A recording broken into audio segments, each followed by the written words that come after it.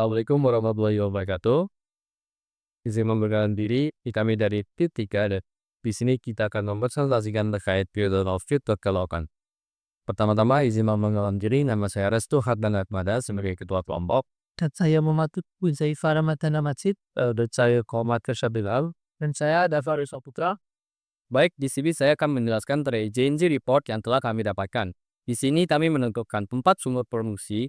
Mengapa kami mendapat? Dikarenakan resource yang ada pada zona tersebut itu cukup tinggi. Mengapa? Karena ada singkapan batuan berupa outcrop, hydrothermal alteration, dan juga normal fault pada zona tersebut. Dan juga kami menentukan satu sumber indeksi. Mengapa? Karena kami mengasumsikan bahwa massa jenis yang diproduksikan sama dengan massa yang akan diinjeksikan. Kenapa begitu? Karena massa jenis air itu lebih berat dibandingkan massa jenis uap. Dan juga data ini juga didukung oleh dari data geofisik, yaitu resistivitasnya itu tinggi pada zona tersebut. Kemudian untuk indikasi batuannya itu berupa epidot yang sungguhnya itu lebih dari 250 derajat Celcius dengan caprock atau seal yaitu berupa smectite yang terbentuk di kisaran 70-200 derajat Celcius. Jadi pada sumur produksi yang kami develop itu ada pada daerah flat terrain. Mengapa kami bisa menyimpulkan bahwa itu flat terrain? Dikarenakan tanda tipe hot spring itu semuanya adalah alkali kloridat dengan konsentrasi silika yang tinggi yang berasal dari reservoir dan endapan gas yang ada pada flat terrain yaitu grup sinter dan fumarole yang berasal dari alkali kloridat. Dan juga letak magma chamber yang berasal dari demagnetization itu jauh dari lokasi dengan zona yang kita tunjukkan. Jadi di sini kita akan melihat dari data sumur eksplorasi well 3 yang dimana temperaturnya tuh sebesar 250 derajat Celcius dan kedalamannya itu 2000 meter. Di sumur ini terdapat smectite yang berfungsi sebagai caprock. Manfaat dari smectite ini adalah menahan uap dan panas di reseptor agar tidak bocor ke permukaan. Dan di sini juga pH-nya itu 7 yang berarti netral. Kemudian ada Weston type itu no scaling yang berarti mengindikasikan bahwa itu dry steam. Lalu ada epidot ini yang mengindikasikan bahwa ini adalah zona reservoir utama karena suhunya yang tinggi. Kemudian ada it ini mengindikasikan bahwa zona transisi untuk menuju reservoir. Dan forts in veins yang boiling atau yang mendidih ini mengindikasikan bahwa dekat dengan sumber magma. Kemudian pada sumur eksplorasi ini juga tidak akan terjadi scale. Dan sumur ini juga low resistivity dengan adanya smectite. Breeder support tidak akan naik ke permukaan dan menunjukkan bahwa low density serta sudah dilakukannya survei seismik sekitar area yang akan menjadi sumur produksi.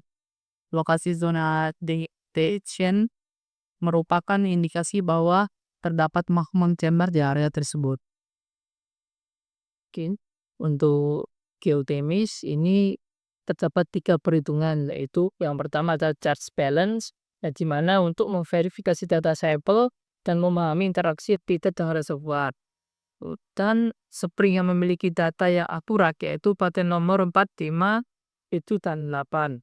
Karena nilai touch delay-nya itu di bawah 10%. Ini untuk perhitungan yang kedua yaitu untuk mengukur kadar air pada hot spring yang bisa macam-macam seperti alkali chloride, asam sulfat, dan bikarbonat. Nah, pada kasus ini semua spring 1-9 ini berjenis alkali chloride. Oke, untuk perhitungannya ketiga adalah chloride to boron. Nah, chloride to boron adalah apabila nilai boron pada setiap spring hampir sama, maka mengindikasikan bahwa fluida tersebut berasal dari reservoir yang sama. Baik, pada pembahasan kali ini kita akan membahas terkait environmental atau lingkungan di sekitar sumur geothermal yang kami tetapkan. Kenapa kita tidak mengebor di sini atau di situ? Yang pertama itu ada pada slide 10 yang dapat kita ketahui bahwa itu adalah kolam yang masih dimanfaatkan oleh masyarakat. Kenapa kita tidak di situ? Untuk poin pertama, karena nilai budaya dan sosial tinggi. Pada saat 10, kolam air panas yang digunakan untuk memasak oleh masyarakat lokal, ini menunjukkan bahwa sumber air itu masih memiliki fungsi sosial budaya yang penting, di mana pengembangan geotermal dapat mengubah suhu, kualitas, bahkan mengeringkan air tersebut sehingga mengancam tradisi dan kehidupan sehari-hari masyarakat.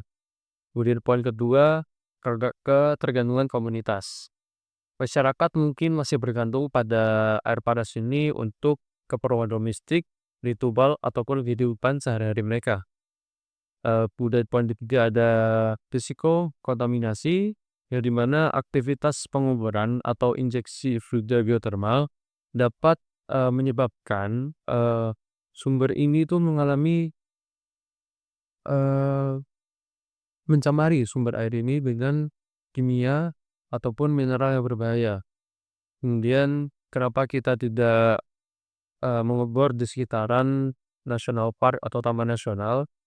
Pada poin pertama karena perlindungan ekosistem yang unik, yang di mana itu taman nasional ini memiliki fitur thermal seperti mata air panas, geyser, ataupun marol, yang merupakan habitat bagi organisme termofilik, misalnya bakteri atau alga yang tahan terhadap panas.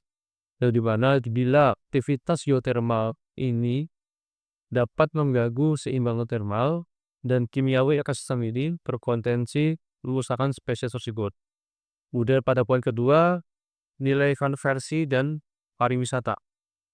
Kawasan ini dilindungi karena keindahan alamnya dan keunikan geotermalnya, di mana pembangunan sumur dapat merusak pemandangan, mengurangi daya tarik wisata, dan melanggar undang-undang perlindungan dengan kawasan pemikarsi.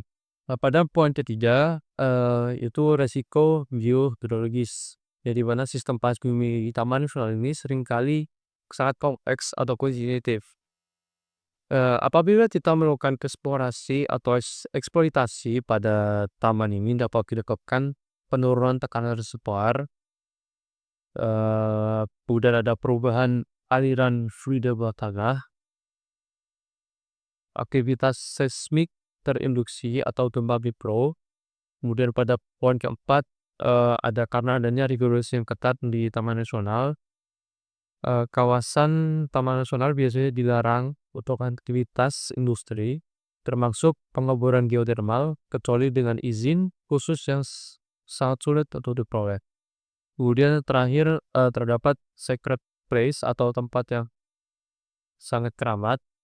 Itu biasanya masyarakat pasti akan menentang untuk melakukan kegiatan sumber geotermal di situ, karena kita di sini tidak ingin ber bertikai dengan masyarakat setempat, maka akan lebih baiknya kita menghindari tempat tersebut.